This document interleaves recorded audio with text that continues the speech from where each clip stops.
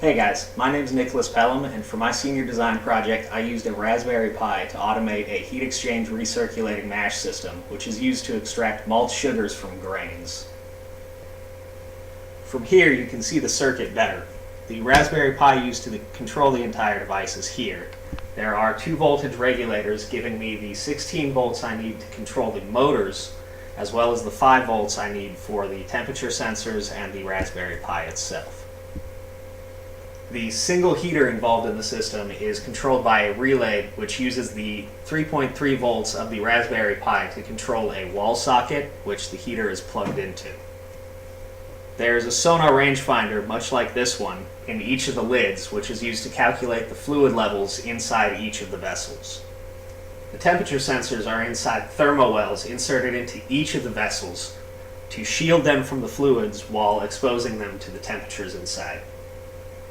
To briefly explain the mashing process being automated here, the purpose is to maintain a constant water temperature soaking the grains inside the mash tun by first heating the water inside the hot liquor tank and then adding it to the mash tun.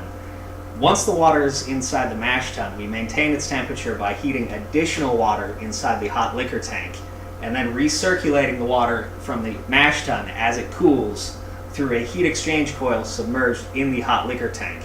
This will transfer heat from the water in the hot liquor tank to the water in the mash tun without directly applying heat to the mash tun, which could burn the grains inside.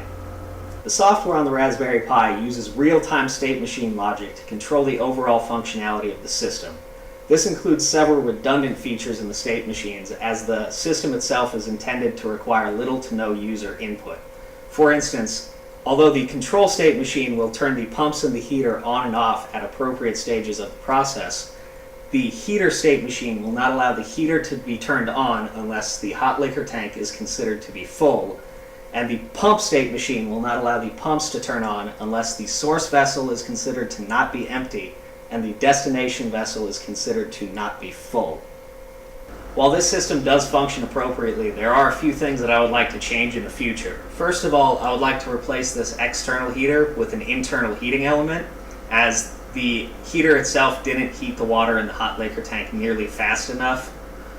And I would also like to install valves on the inlets of each of these pumps, as some of the pumps were sucking in air from different parts of the line from pumps that weren't in use, and it took far too long to pump water around. So hopefully next time I put a video about this, I'll have those installed. But until then, I've been Pelham. Thank you for watching.